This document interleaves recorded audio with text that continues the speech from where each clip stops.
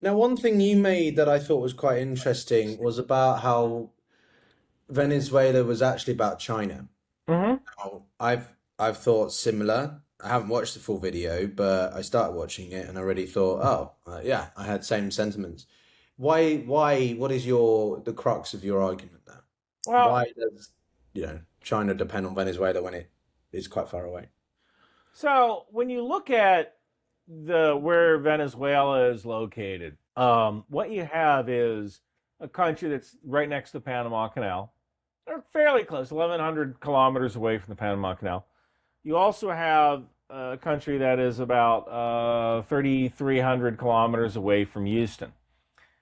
So about, I think, 30% of petroleum, just, what do you call it? The refineries.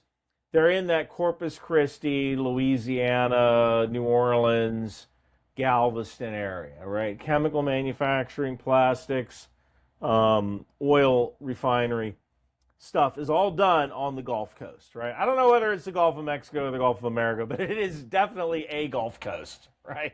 That was another thing that was kind of like, Jesus Christ, what are we doing here? But you have all this refinery capacity, right? And if Venezuela became friendly with China and China dropped cruise missile or intermediate range ballistic missile units in that area, well, now you have the opportunity to interdict shipping or military forces transiting the Panama Canal. You also have the ability to launch ballistic missiles or intermediate range cruise missiles at refineries in Galveston, refineries in Houston, refineries on the Gulf Coast. And that shuts America's oil off like that, right? So I've said this is about oil, just not about Venezuelan oil. It's about America's ability to produce plastics and oil and petroleum products in order to defend our own nation. And having a cruise missile base in Venezuela would be bad, especially when China invades Taiwan. They just all they need are a couple of cruise missiles there, or even some container ships that have cruise missiles inside their containers. China's already developed these ships. We've technically kind of developed something similar with our Typhoon system or Typhon system, where we put a couple of Tomahawk missiles or SM-6s inside a container and we can raise them up and fire them. That gives the littoral combat ship a little bit of punch. But you can put some missiles on a Chinese ship. They have a safe harbor inside of Venezuela, and then you float them out and you fire those missiles into Galveston, Texas. And when the U.S. goes to war with Taiwan, the U.S. is not going to be untouched. There will be places that China will hit inside the United States kinetically. I have no doubt in my mind about that. Such as the oh god, was it the data center? Take out Walmart's data center. I want to say it's in Joplin, Missouri. I think it's in Joplin, Missouri, one of their data centers. So you take out their data center in Arkansas, take out their data center in Joplin, Missouri, and now 50% of America has no way to buy groceries.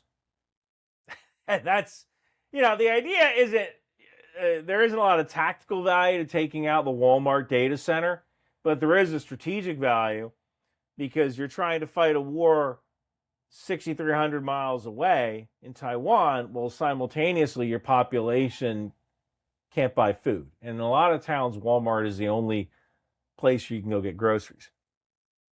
I'm So, still skeptical about Taiwan though, because, obviously the Chinese have taken into consideration what happened in Venezuela, but yeah. there's still a lot of, I think, military considerations for them to. I don't think the Chinese are ready yet.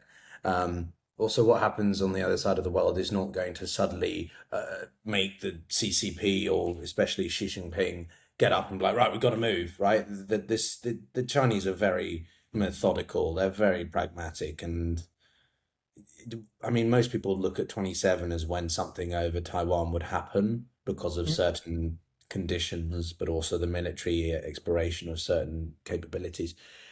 I don't know, do you disagree with this? Or you think the Chinese have made shifts because of what's happened? Or Well, let me ask you this: do you personally consider President Trump to be an authoritarian leader, or at least someone who's flirting with authoritarianism? I think he certainly wants to centralize more control in a way that resembles, say, liberal democracies like Orban or All Erdogan. right. To influence, that's why he's issued more executive orders than at any other time. He issued more, I think, in his first year just gone now than all other presidents combined in their entire, first terms or something like that, right? So he certainly wants to try to bypass as many checks and balances as possible. Okay. So you have a guy who's flirting with authoritarianism. And then you have a guy who, Xi Jinping, who is an authoritarian leader. When an authoritarian leader tells you something, believe him. So Xi Jinping has said, you know what? The PLA must be ready to take over Taiwan by 2027. They're already building the landing ships. President Trump said, Maduro, get the hell out of Venezuela, or bad things will happen. Now, I don't necessarily view President Trump as bad as Xi Jinping, but he certainly wants to centralize power and become more of an authoritarian leader than previous presidents have been.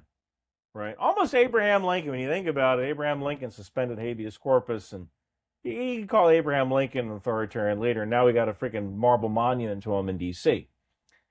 So when you look at that, if an authoritarian leader tells you they're going to do something, they're probably going to go do that thing.